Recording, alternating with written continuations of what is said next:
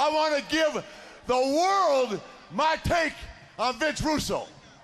And this is not a crack on the Italians. The Wrestling Life.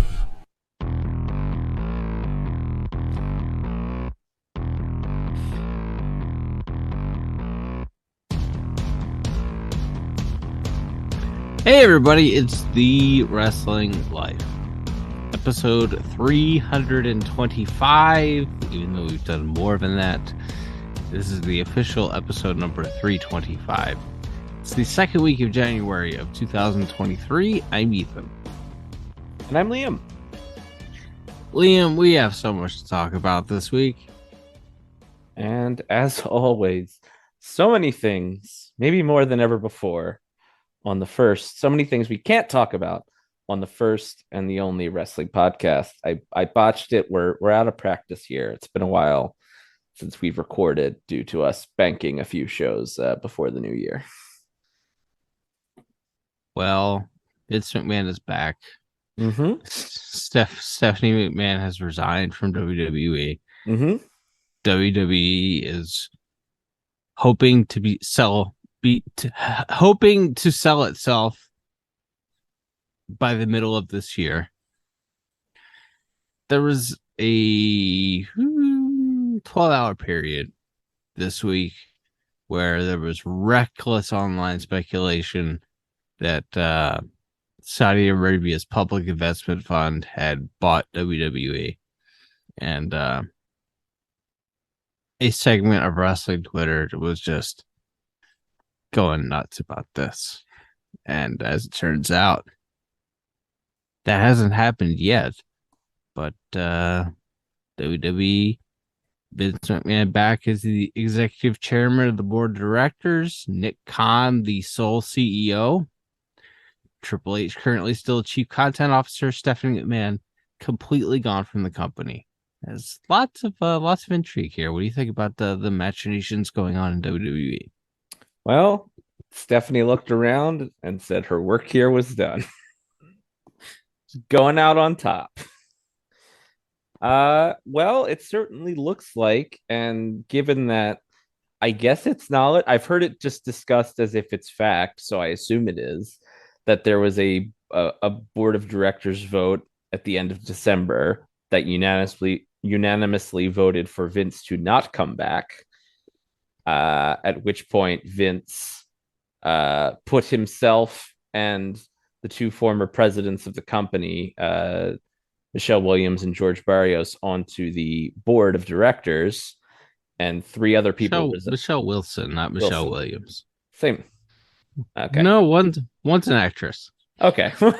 The actress Michelle Williams was put on the board of directors, and yes, and they and all of a sudden Vince is back, and the word was that Vince basically said, as the majority shareholder,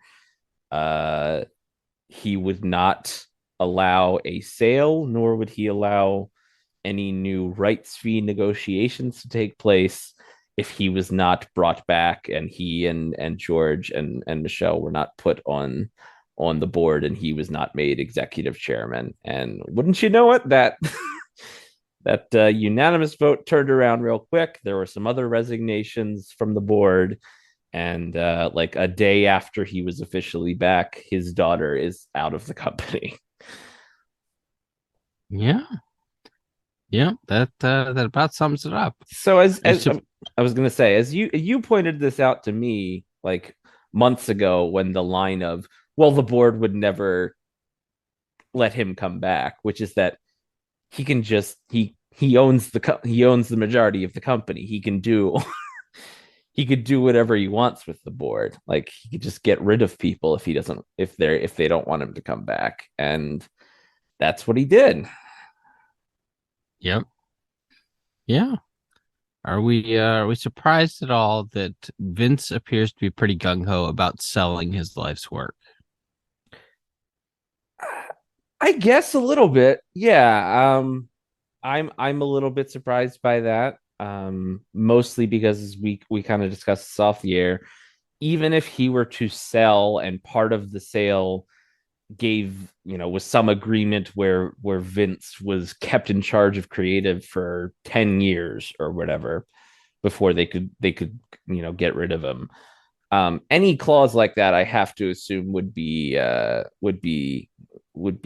subject to a morality clause. And I don't know if you've heard of this Vince McMahon fella, but it seems like it would be pretty easy to get rid of him under those circumstances, even if he had some sort of legal assurance that he would stay in power, at least creative power, after there were new owners. But I don't know. Maybe it's just that maybe he felt like if this was his only move, like if I can't win the game, I'll just upset the board, literally and physically and figuratively. It's really clever what I just said. I said it on purpose. But yeah, so I guess it's a little surprising that he would entertain the idea of anyone else having their hands on his baby without him ultimately controlling or holding all the cards of who's going to get their way at the end of the day.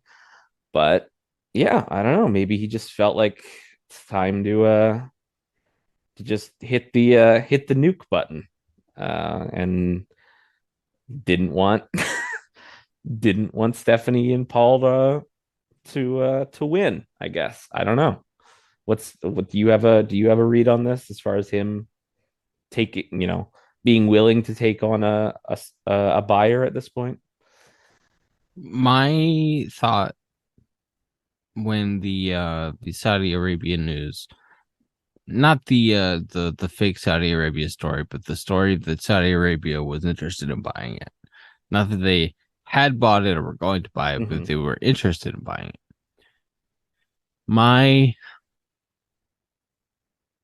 thought was, well, I think Vince is going to take this thing private. He's going to get a group of investors together, and it may include Saudi Arabia, but he is going to take this thing back private. Saudi Arabia may own 40% of the thing, but they're not going to be a majority owner because, as we've seen with Saudi Arabia's Live Golf thing, their golf tournament, their golf league that they put together to run opposition to the PGA, they can't get on television in the United States because nobody will do business with them.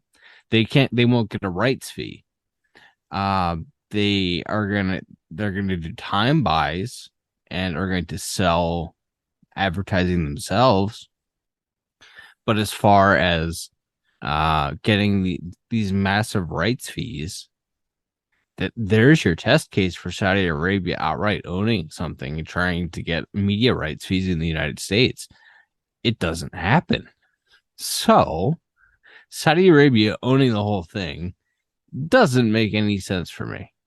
Them being a large, them owning a large piece of it, but not the majority of it. I think it's easier to get to get a lot of money from NBC Universal and Fox and whoever else, as long as they don't own the whole thing. So that was the main thing that stood out to me this week. It was like, I don't think Saudi Arabia is going to buy this whole thing. I think Vince taking it private and running it is maybe the most likely scenario here. They've hired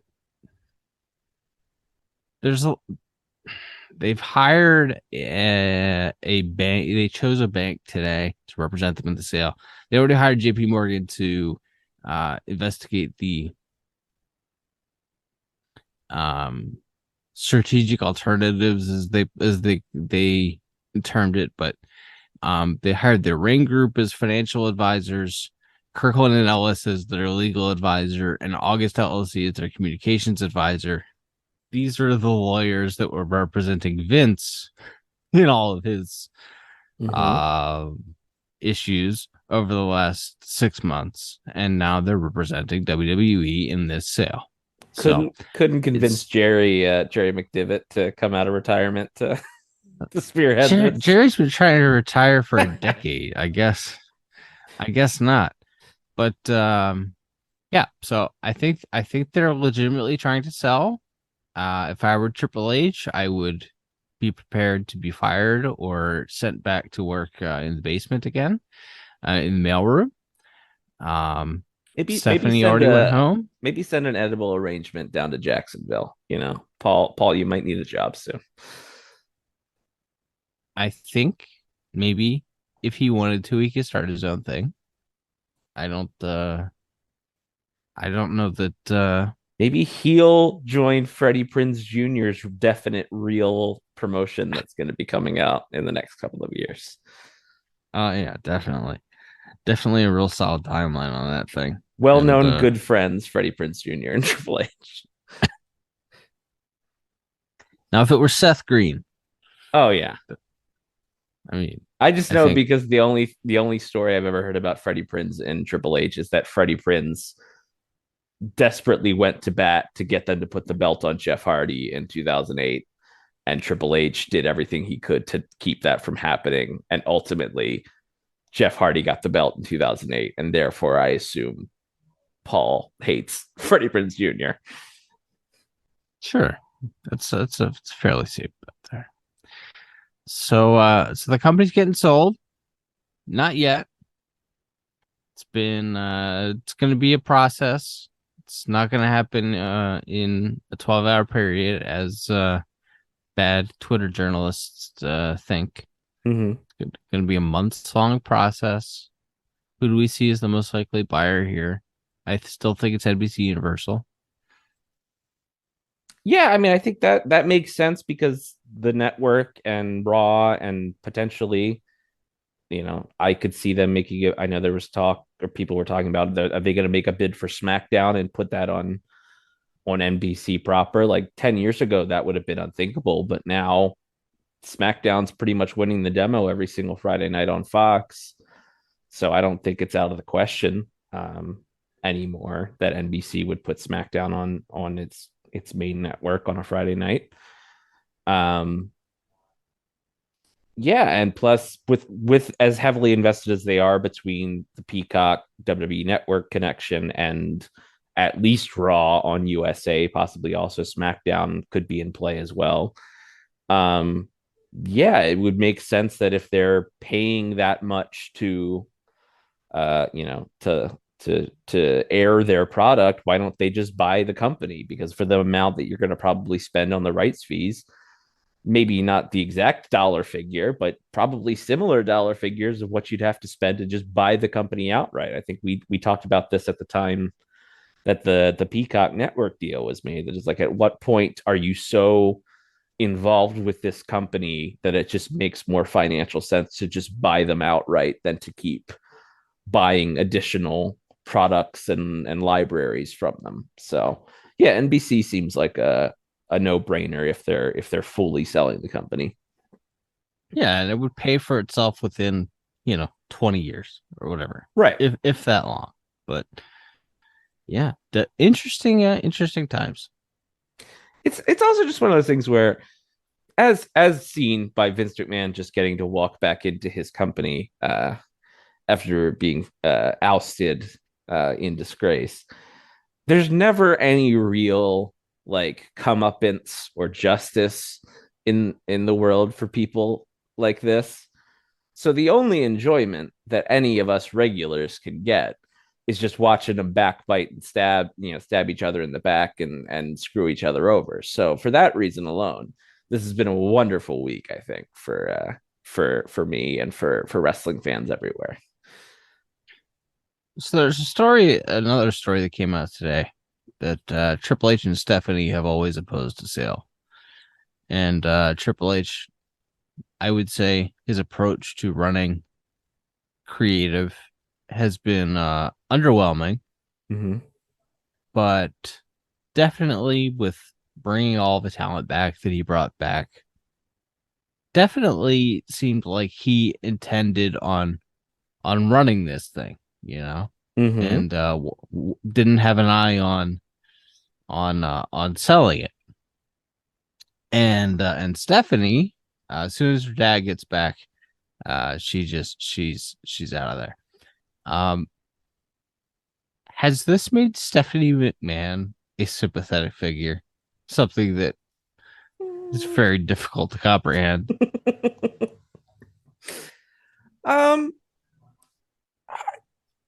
No, I don't know. It's hard for me to answer this because of my predisposed feelings about anyone that has that amount of money. But I mean, yeah, I mean, if it looks like if she thought the plan was one day dad's gonna go away and let me run things as I see fit, and I don't think a sale makes sense, and I wanna run the company, and now here comes, and now dad's gone. He had to retire. I I got my rightful place, and then 6 months later the rug got pulled out from me. I mean, yeah, there's some like, dark irony in that, I guess. There's some, I can see why someone would feel sorry for her. I do not. Because again, she gets to just go be a rich white lady, and that's a pretty good gig in and of itself, from what I understand. So I don't really feel any sympathy for her, but yeah, I mean, if there was a 10-year plan that she and Nick Khan and Paul had that were gonna, take this company to new heights, and now that's all been ruined because, the old man went a little stir crazy at home and just decided to hit the nuke button. Yeah, I could see why that's sad and why someone might feel frustrated on her behalf, but I personally don't. Well, that's fair, I suppose. I don't know. She'll go be like the VP of a made up marketing company that doesn't do anything, but makes it onto every like Forbes 100 list as like an exciting company to watch. Okay. I don't know. Like I just don't like I don't know. I don't. There's no. I just imagine she has a lot of experience as the female CEO, and she always is winning awards for like brand marketing and integration. So I'm sure she can go if she needs the money, which I would think she doesn't. But if she wants to go be an executive, I'm sure she could find another company, another job fairly easily. Well, if they sell the thing, she's going to make hundreds of millions of dollars. Sure. So she doesn't need to, get a part-time gig. I'm just saying if being an executive is important to her, I'm not saying that she needs the salary, but like, yeah, if that's important to her, I'm sure a lot of companies would love to have her name on their on their board of directors or whatever. That's fair. That's fair. WWE television itself, painfully dull. Just painfully dull. We're really in a this is like 1999 Kevin Sullivan booking, I feel like right now. Like it's not the worst stuff you've ever seen, but there's just no life to it. And some of it's the worst stuff you've ever seen. We're 2 weeks away from Royal Rumble. Mm-hmm. We have 3 women announced for the Royal Rumble. And between 5 and 7 men announced for the Royal Rumble. Mm-hmm. Mm-hmm. We have a Mountain Dew match. Nick Khan has got his hands on the Royal Rumble.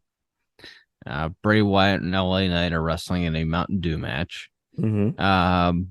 Roman Reigns is wrestling Kevin Owens at the Royal Rumble again. Mm-hmm. Second time in 3 years, I believe. Like third time in 5 years or something.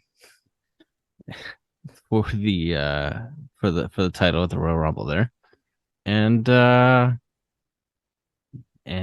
yeah, we really have no sense whatsoever of what is happening, what the WrestleMania direction is. I was trying to figure out WrestleMania directions for some people this week, and just because I find the booking of the women's division typically to be more traditional old school wrestling booking and less complicated, and I find it easier to figure that out. It's like, well, what's the biggest match they could do? Ronda and Becky. Well, they don't want to wrestle each other because Ronda doesn't want to be in a program with someone who could verbally turn her into a fillet of fish sandwich without trying. And Becky doesn't want the match for reasons, apparently. Afraid of I don't understand. I guess. I don't know. I think she's got one foot out the door. But all right, so Becky Lynch probably not in a title match there at Mania. And then I think your title matches are Charlotte Flair defending against whoever wins the Royal Rumble on the SmackDown brand. And then some talk about Ronda and Bianca on the Raw brand, which doesn't make sense because Ronda's not on the Raw brand. But maybe Ronda and Shayna go for the tag titles, and Bianca wrestles Rhea Ripley or I don't know, somebody. Or the Alexa thing lasts for a while there. And we get thought, but yes, possibility. Yeah. We get maybe we get the Judgment Day against Seth and Becky, and they get a third Edge or somebody in a mixed gender program there. Anyway, point being, not a lot of clear direction. 2.5 months away from WrestleMania here, and pretty lackluster build to the Royal Rumble, which is just 2 weeks away. Yeah, I guess it's the attitude as well. It's the Rumble, isn't it? So that sells itself. We don't have to try. And in the case of this past week, they have the excuse that they were going up against the college football championship, but that doesn't excuse the other 3 weeks of the month. And as it turns out, the college football championship didn't hurt them. They were actually slightly up week to week. I think they may be down a little bit in the demo, but they had more total viewers than the week before because the final score of the football game was like 86-4 or something. and the game was over by like the end of the first quarter. Right. But regardless, that seems to be the general attitude is, and some people weren't there. People were all filming. Becky was filming Young Rock. The world champion doesn't work Mondays. So I mean, yeah, they're beginning to ramp up the teases of the bloodline turning on Sammy. So yeah. I guess you have that too. And obviously, as you said, they're building to Kevin Owens and Roman. So Cody video packages. It's true. This is the 2002 Triple H comeback. Yeah. Video packages ahead of the Royal Rumble. Yeah, so that's something, and maybe they feel like they just need the Rumble, and everybody knows there'll be some returns and surprises, and assume that Edge is back. Maybe Beth's in the women's match, and you set up the Edge and Beth versus Finn and Rhea match or something like that for down the road. Maybe that's before Mania, and then like you said, maybe it's Seth and Becky against Judgment Day at Mania. But yeah, I guess maybe they just feel like, well, everybody knows people will come back and there will be returns and surprises, and it's the Royal Rumble. We don't have to try. So as a result, the television has been largely uninspired. And as we might have talked about this on the last topical show, but they've just decided now that the Bloodline is the NWL, and so they're just always beating people up and like stopping on the announce table and stuff now. Very out of character, especially when Sammy's in there. Like it does not work at all. No, not at all.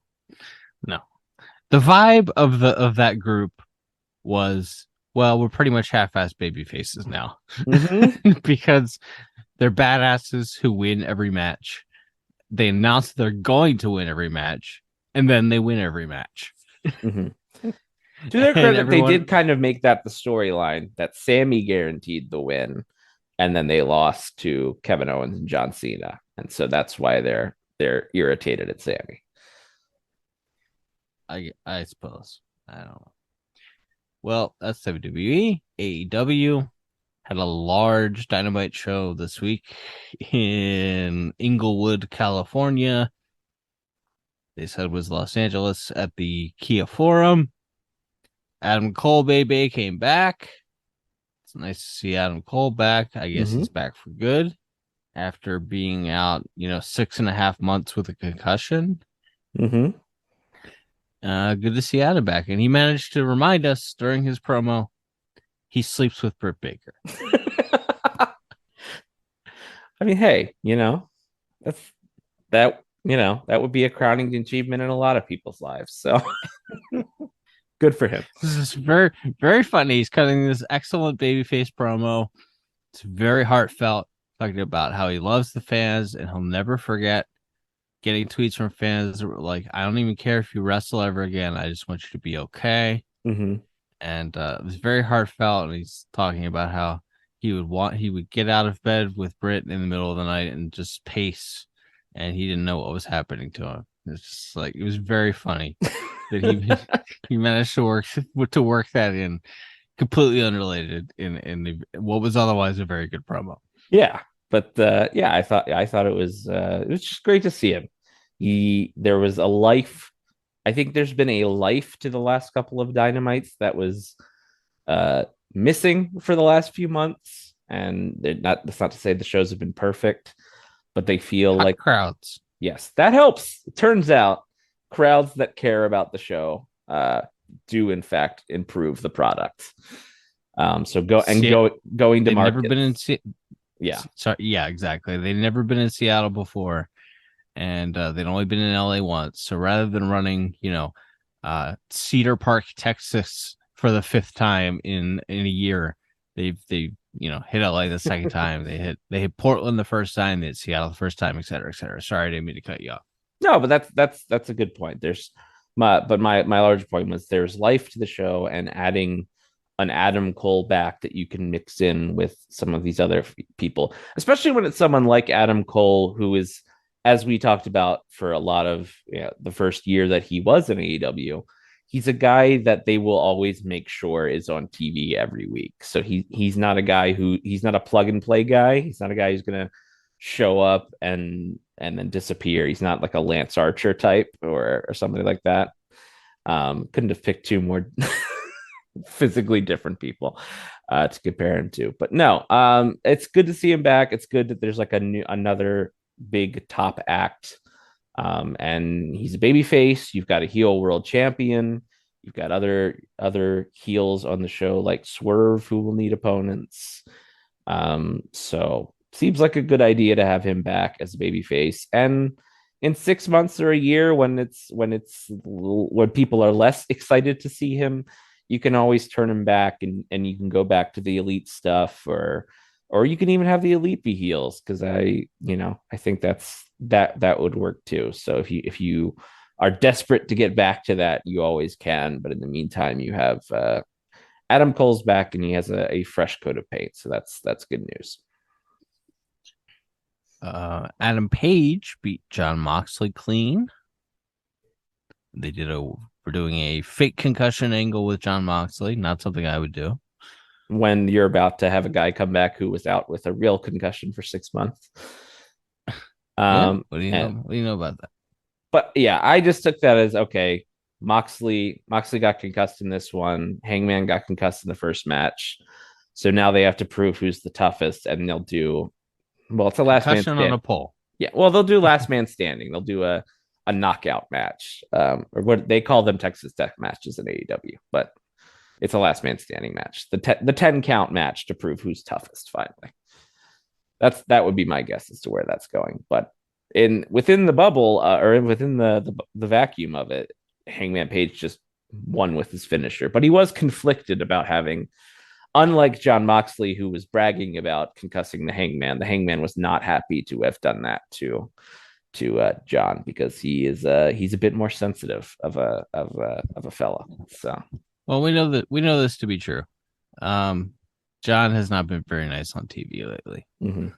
And hey, maybe John, with this concussion angle, can finally take that 4 or 5 weeks off he was looking to take back in August. Something like that. Something like that. What do we make of CM? We still have a little bit more Dynamite to get to here, but what do we make of CM Punk making fun of MJF on Instagram? Did you see this? I did. Hey, Kev, did you see this? So MJF posted a picture of his PWI awards, and one of his awards was Best Feud, which he won for the feud with Punk, and he had put a piece of tape over CM Punk's name. At which point Punk commented, "Why don't you put a piece of tape over the ratings or something?" Yes. So I mean, maybe he's just having fun, or maybe he's actually mad, or maybe he's coming back. All things seem equally possible. Posted something on his Instagram stories last week, bragging about how he had like 4 of the top 10 selling action figures of the year on wrestlingfigures.com, and the top selling t-shirt too, right? Ringside Collectibles, yeah. And the like 3 of the top 10 t-shirts over at Pro Wrestling Tees. Very, very interesting. I think this ends up with him back there. Hey man, time heals all wounds, and where else is he gonna go and make money? Yeah. Suddenly, if Vince is running WWE, I feel like maybe there's not open arms over there anymore. Yeah, I mean, I think that's a discussion we had at the time. It's like, who is less likely to want to do business with CM Punk, Paul and Stephanie, or Vince? But I think Vince. Vince less does likely. Vince does love bringing a guy back who previously told him to go F himself, though. That's true. There's a long history of that. The power dynamic of now you're mine again, I think, exists for Vince. Yes. So there's that allure, but on the Punk side, would he want to go back to work for an insane old man who is maybe about to do a deal with the Kingdom of Saudi Arabia? Or there's that too. But I think the chances of him coming back seem higher than ever. The Elite won the Best of 7 series. Mostly good matches, I would say. In that series. Here's my takeaway from that series. Everybody, there was a story last week that the Young Bucks haven't started negotiating a new contract yet, and it's like, well, their contract's not up for another year. Why is that a story? Right. Kenny Omega's contract is up at the end of this month, unless he's re-signed. Or unless they froze the deal and added time to it, and they haven't announced that yet. And Kenny Omega is now wrestling in New Japan and has their United States Championship. Why is the bigger story not Kenny Omega's contract expires way before the Young Bucks? What's going on with Kenny Omega's contract?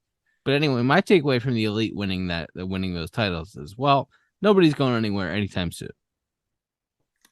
You would think not. You would think that they wouldn't be putting belts on people that are, or at least one of whom might be about to walk out and go work for. I mean, New Japan's not a competitor. Obviously, if he wants to do both, he'll do both. But right, if he went full time again with New Japan and suddenly was only appearing on AEW from time to time, that would obviously drastically change their week to week television. So. It's definitely something to watch. And speaking of Punk, it's like the most obvious thing in the world is for the Elite to be trios champions for a few months here and have a bunch of great matches, and everybody loves them. And then if and when Punk's ready to come back, he comes back and he's got bald and hair with him, and you do CM Punk and FTR versus the Elite for Double or Nothing or All Out next year in Chicago, or whenever the timeline would make sense for that. Yeah. The other big thing from Dynamite, no Mercedes Moné. I believe it's Monet. The accent is over the E. Okay.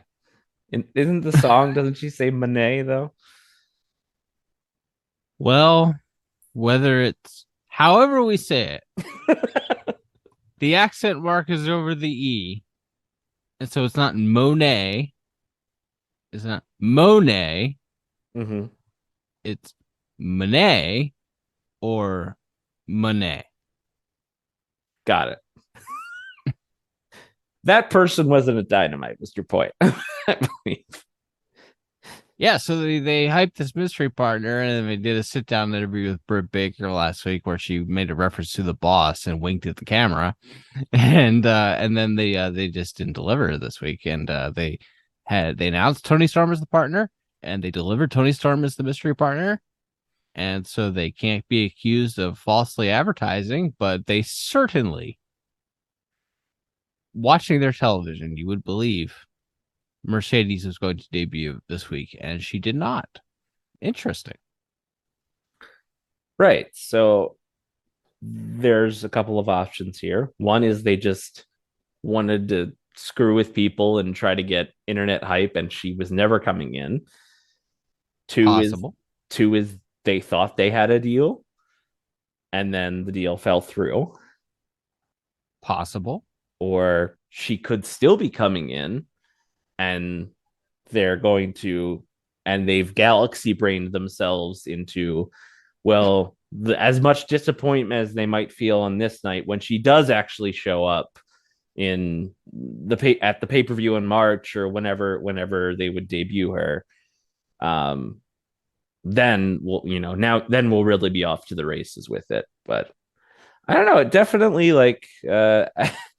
as it happened, I mean, the crowd didn't crap on the match, though they were very firmly behind Britt and Jamie, and were actively booing Saraya and Tony Storm. But I guess, as they said in the arena, the lights went out right after the match ended, and people thought it was a debut, and instead it was a Rampage promo. And yeah, the people in the building were let down, certainly, which is something you generally try not to do. But yes. But then, I mean, they were hot again for the main event, so it's not like they boycotted the show or people walked out. But yeah, it certainly felt like I didn't see a lot of fury on the socials or anything, but there was definitely a feeling of, wow, why would you say the boss and literally wink into the camera if you weren't delivering her? So I guess, I don't know, does any of these scenarios seem the most likely to you, that it fell through, that they were just alluding to things that they never had a plan of following up on, or that she is still coming in, but maybe not till after she debuts for New Japan at the show in February? Do any of these seem likely? I think the latter there. Okay. I think. All right. Let me play devil's advocate here for a second. Sure. Whatever WWE and her were negotiating, and the story leaked out, the WWE saw her as someone who was past her peak as a star, despite her, and not at the level of Becky Lynch or Charlotte Flair. Which, okay, very few people have ever been at the level of Becky Lynch. And Charlotte Flair, it's debatable, but they've always pushed Charlotte. So, okay, I may not agree with that, but the fact that of the 4 horsewomen, she's by far the youngest. Mm-hmm. She turns 31 next month. Becky's 35, Charlotte's 36, Bayley, I think, is 34. They all have relatively the same amount of television time. So it's anyway, so if they're not going to offer her Becky or Charlotte money, what would her offer from WWE be? Educated guess, $750,000 a year. Guarantee. And then, she would make merch money on top of that, but you only get 5 or 8% of your merch money or whatever it is in WWE. Right. And depending on the deal, paying your own. I was going to say, depending on the deal, I think merch money only starts rolling in once you're once you've earned your downside or whatever. Right. Right. And I think she would sell enough merch that she would probably do okay. But just educated guess, 750 grand. All right. That's my educated guess. Maybe someone will tell me I'm way off, but I'm usually right. So 750 grand. New Japan is reportedly paying her 100 grand a shot. Now, obviously, they're not going to pay her 100 grand a shot in perpetuity.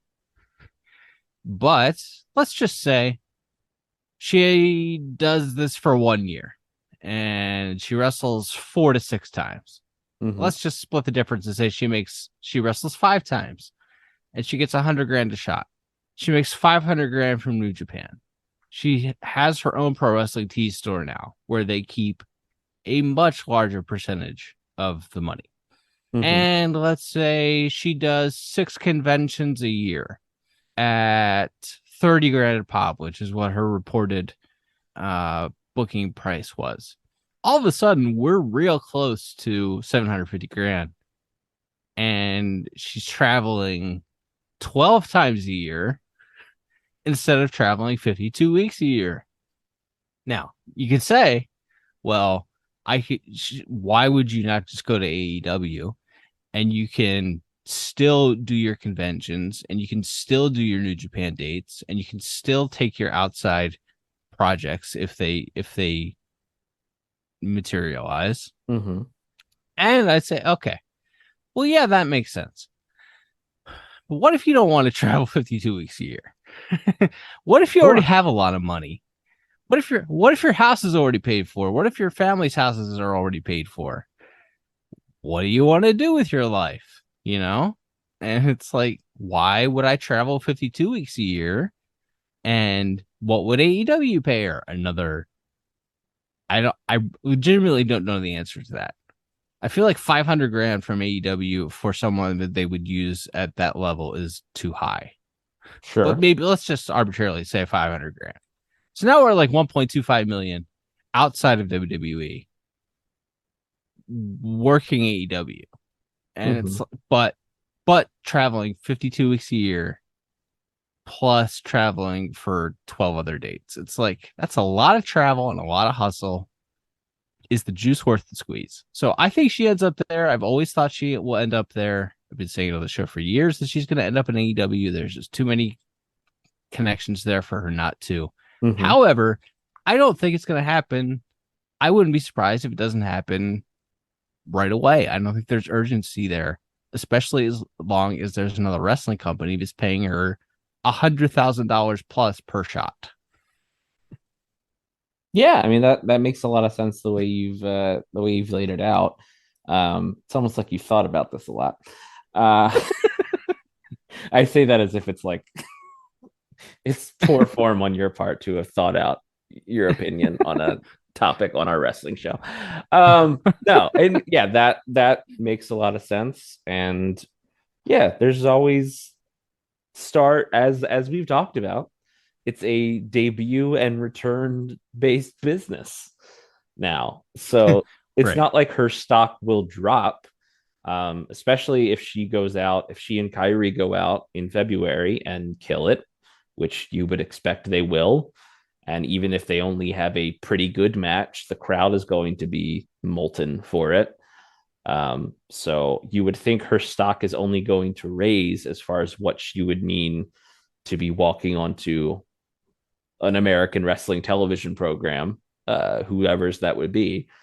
So yeah, I don't feel like there's any rush to it. I understand why. I don't think people are wrong to be disappointed in it because again, it was weird to tease it, but also Yes.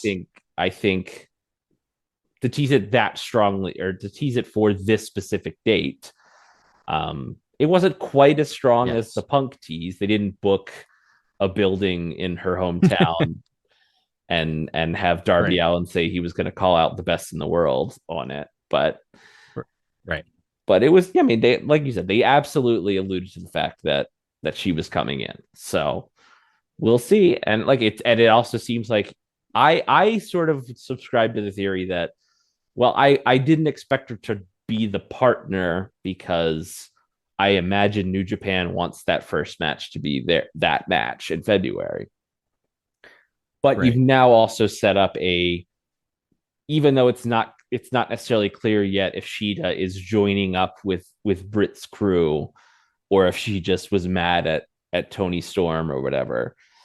You have set up, there's 3 women who have been in AEW for a long time, in Britt and Sheeta's case since like the first show, and Jamie's been there for a while. And then on the other side, you have Saraya and Tony Storm, who, I mean, in Saraya's case, she's absolutely a WWE talent in most people's eyes. Tony, maybe that's not fair because she did have a long career on the indies and, you know, wasn't really in WWE for that long, but you can still make that part of the story. She did come directly from WWE to AEW. And then, what if a third? I mean, and you could slot in another former WWE woman that you have on your roster, like Ruby or somebody. But like down the line, whether that's the March pay-per-view, whether it's Double or Nothing, whether it's again later in the year or early next year, there's like a tailor-made thing to do an originals versus invaders thing if you want to do that. So, and she would obviously fit very nicely into that. Yes, she would. And obviously, I don't think she's not going to make, if she's off TV for 3 years, she's not going to make 30 grand at a convention or 100 grand a shot from New Japan forever. But I just don't think there's like a lot of financial pressure to go do it right away. So whatever. New Japan, I went to Wrestlekingdom in Tokyo. A whirlwind trip that you and your wife had. Left on a Sunday morning, got back on a Friday night. Had 2 Fridays. left Japan at like 8 p.m. on a Friday and got back to the United States at like 10:30 on a Friday night. Just 2 full Fridays. 2 Fridays. Longest damn day of my life. I guess saw some shows. I was gonna say Tokyo Joshi. Tokyo Joshi is if I had time in life, if I had more time, fun little promotion. I don't necessarily trust the motivations of all the fans, but Tokyo Joshi, as far as like I think an 8-match show. There were like 6 short comedy type matches on the undercard, and then 2 serious matches to close the show. 2.5 hours, totally fine. A wonderful variety show. Yeah. The Jay Leno show at 10 p.m. A wonderful variety show. Jay went on to 10 o'clock and he put on a wonderful variety show. It's the best. Later that same day, went to Wrestlekingdom in Tokyo Dome. Here's the thing. I'm 5'10.5". All right. You go to Japan, I'm a giant. like we were at a temple, a Japanese temple, as like going on a sightseeing tour of Tokyo, and I'm seeing. Apparently, it's tradition there to that everyone goes to the temple, and they have they have your Buddha there, and they have some other kind of Japanese religious shrine. I guess the 2 main religions there are whatever the native religion in Japan is, and then Buddhism. So they have like these, I don't know if it's interfaith temples or whatever, but everybody goes to the temple and they pray to whoever they pray to for blessings for the new year. It's a nice tradition. And this huge crowd of people going towards this temple. And I'm standing in this crowd, and it's like I can see over the top of 99% of these people's heads. It's like I am not a tall person. Right. I am a giant there. I am an absolute giant. You feel like you could go just around like them? chopping people and stuff.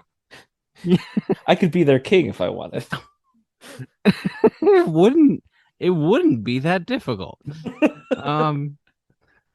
Anyways, but because of that, the seating in a lot of these venues is not very comfortable. Let's put it that way. Makes sense. Yeah. Yeah. So the seats of the Tokyo Dome for a 5.5 hour show, tough. And then New Year's Dash the next night, bench seating in a gymnasium, like, and they sat all the international ticket buyers together at all of these shows. Oh, interesting. I don't know if they did at actually Tokyo Joshi. I don't think they did, but at Wrestle Kingdom and New Year Dash, they said they had like international ticket buying sections. So a lot of large Americans squeezed into very tight spaces next to one another. Uncomfortable seating. Let's put it that way. So you brought a little bit of home to Japan, which is go to a wrestling show and just be surrounded by enormous, smelly people. Sure. Why not? Lovely country. It's big city. It's just like going to any other big city. At one point, I got into a taxi, and taxi driver goes, "Excuse me, I don't speak English very well, but are you in professional wrestling?" I said, "Nah, I'm just a fan." And he goes, Kenny Omega, good fight." Yes, Kenny Omega, good fight. Agreed. And I was wearing a New Japan tracksuit, and he goes, "Nice New Japan Pro Wrestling costume." So, yes, thank you, sir. I would live off of a compliment from a Japanese taxi cab driver for like 6 months. You could not dash my self-esteem. If a Japanese, it's pretty nice New Japan Pro Wrestling costume. Thanks, man. Yes, that was. Yeah, it's great. Kenny Omega, good fight. Yes, felt very much like an ugly American. But you can get surprisingly far on konnichiwa, height, and arigato. Manners cost nothing, So you can get surprisingly, and the translate app on your phone. That's how I was communicating with the taxi driver, although he did speak enough English, obviously, to say nice New Japan Pro Wrestling costume and Kenny Omega, a good fight. so there's that. And I bumped into Mercedes at the airport. She has a bit of a reputation running into sweaty fans at airports.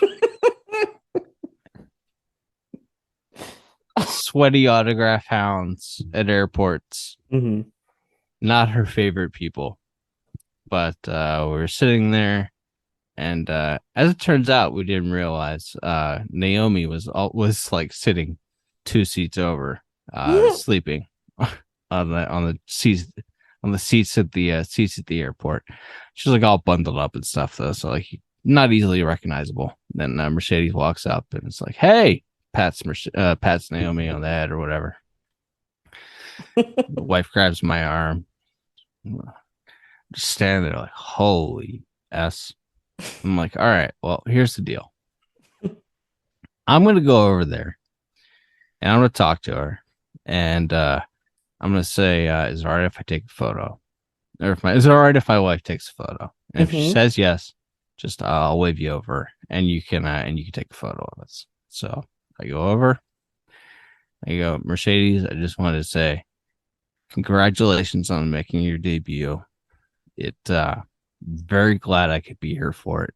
It was very special for me to be here for it, making it all about myself by accident, but just diarrhea of the mouth, Sure. And she's like, oh, thank you.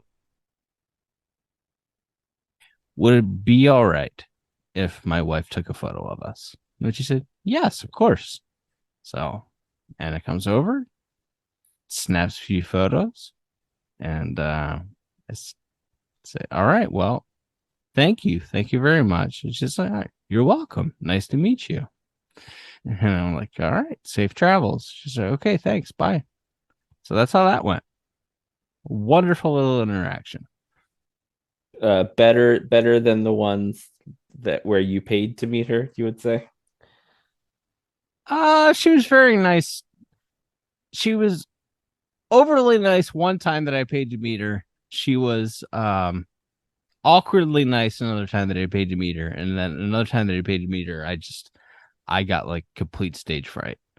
And didn't know what was happening. So I blame that one on me.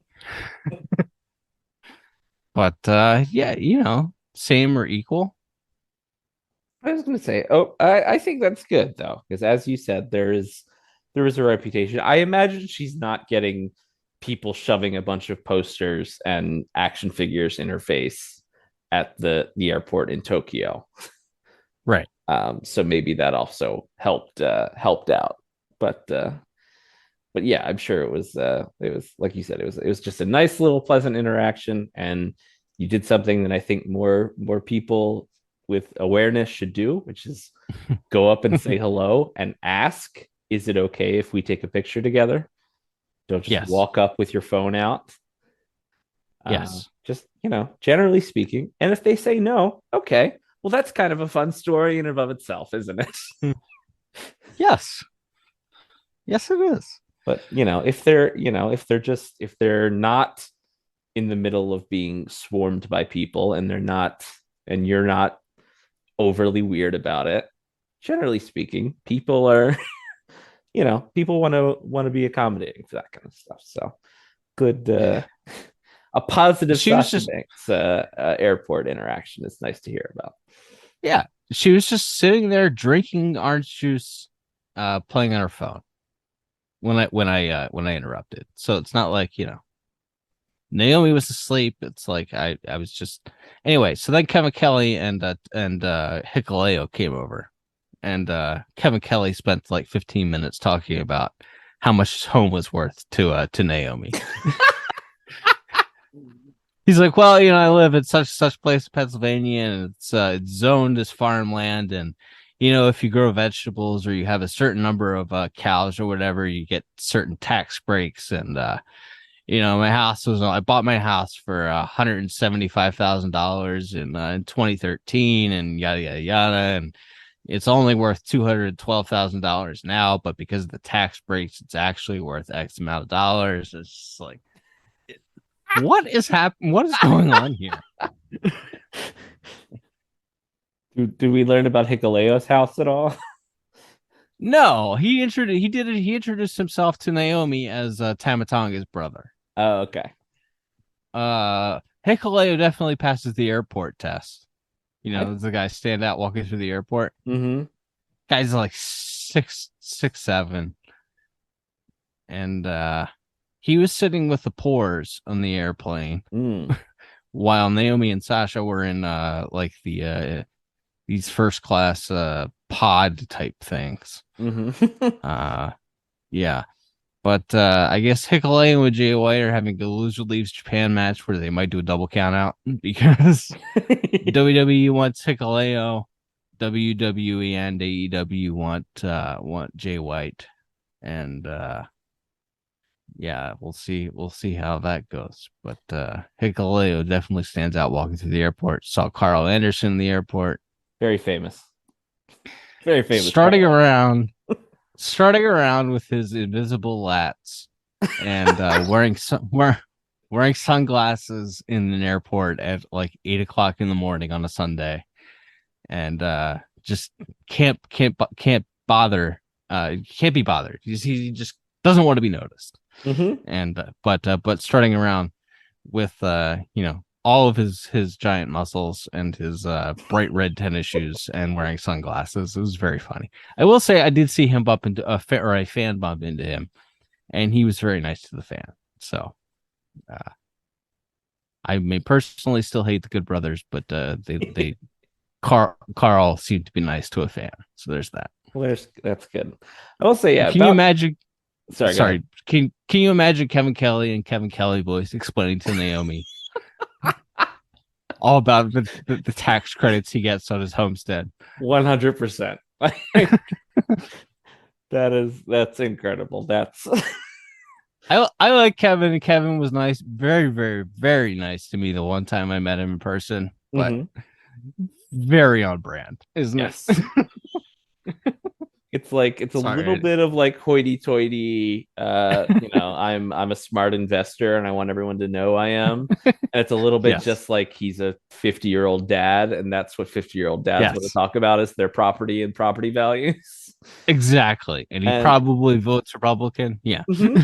Yeah, Yeah. he just has a very and he just has but and he's been in wrestling so long, he's been a broadcaster for so long that everything he says sounds like he's putting on that like it's like is he putting on a voice? No, that's just how he talks now. That's just how Kevin Kelly talks. Honest to God. He wanders around and he talks like that. You saw him later going through airport security and he's like talking. He's doing the progressive becoming your parents commercial shtick with like the people working TSA in the airport. And, Mm-hmm. whoa, I almost left my wallet in the tray.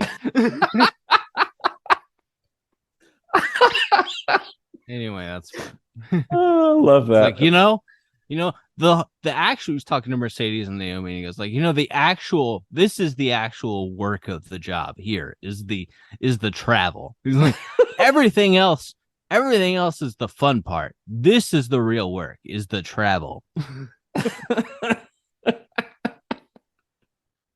Very funny. Very funny. I love, yes, that's 1000% on brand for what I imagine Kevin Kelly is like in his day-to-day life. Yes. Uh, but yeah, I mean, you just back to you mentioned Hikulea on the airport test. That is like the one thing about him when I went to that New Japan show in Philly last year was there's like a Bullet Club 10 man on that show, and of course people were into Jay, and I think Ishii was on the other team, so people were into that. But I'm watching, I'm just like, this is a tall some bitch when Hikulea is like, this guy has like he has a little bit of a presence to him, just I don't know if he'll ever be like anything to write home about as like a performer in a wrestling ring, but he's definitely a guy where you're like, yeah, I get it. Like I get why every company would look at a guy that looks like that and go, we should try to get him. Yep. Yep. All right. And hey, Mercedes and Kyrie sold out their show as the only match announced on the card. They sold out all but like 50 tickets, and then they sold out all but like 4 tickets, and then they announced 2 pre-show matches, and those 4 tickets went like that. So Sasha and Kyrie sold 2,146 tickets, and Bobby Fish sold 4 tickets. Folks, where's the lie? Yeah, good for Bob. Glad he's still getting work after AEW. No, it's exciting. That show I think is going to be a lot of fun. They because of the way New Japan operates as a company, they can't say what there's going to be an IWGP heavyweight title match on that show. They can't even say who's going to challenge the winner of Shingo. They announced what Shingo and Okada is a new beginning in like next week. And then the winner of that will defend the belt at the February show. But It's the title match is on it's on February 11th, and then the battle that's show right. is the following Saturday. That's right. So turnaround time is very, very short. But they're not even going to announce that, the winner of that match will face Jay or Naito or whoever it ends up being. Right. Yeah. Very strange. That's just how they do stuff. You think Kenny wrestles on that show?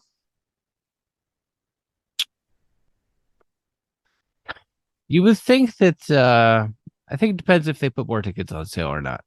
You would think that the United States champion is going to be wrestling on shows in the United States. Mm-hmm.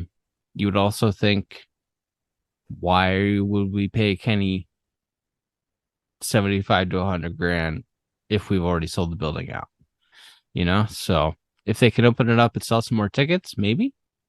Although they may not be thinking that way. They may be thinking, let's super serve the crowd that sold this thing out and give them added value.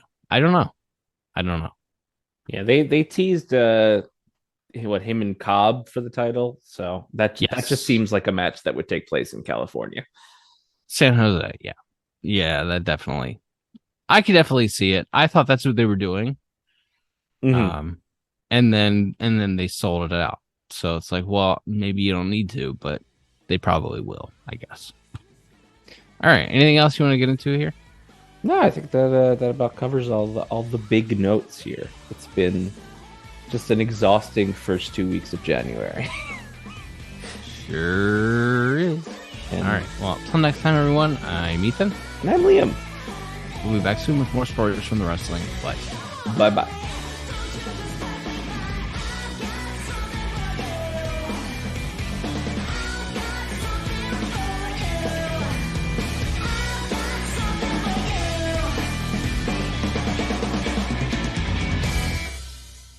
Thanks for listening. Don't forget to leave us a 5-star review on Apple Podcasts. Now, here are this week's bonus features.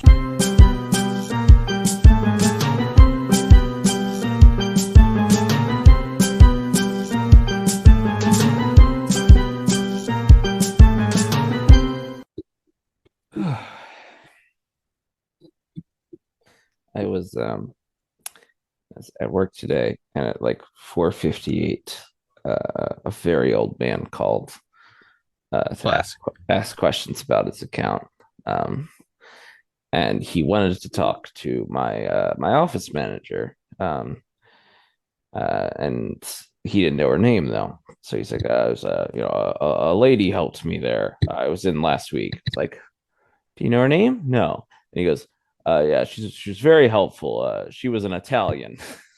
And I was like, for a second, I was like, ooh, is this going to turn into one of those things where somehow that generation is like racist against other white people? It's going to take a turn here. But it did not. He was complimentary. He could not think of another descriptor.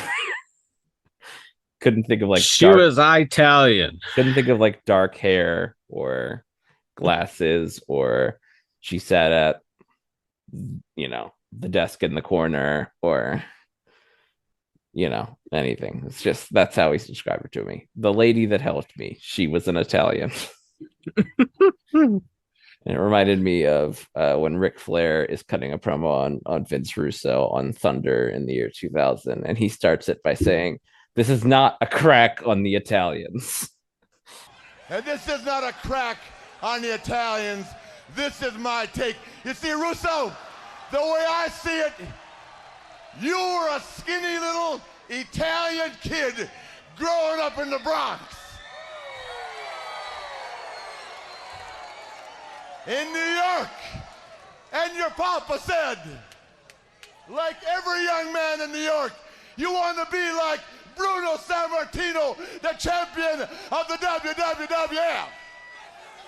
Wow. And you said, "Oh, Papa, I admire Bruno. He's a great man, a great role model, but he's a little bit too slow. I want to be a little slicker."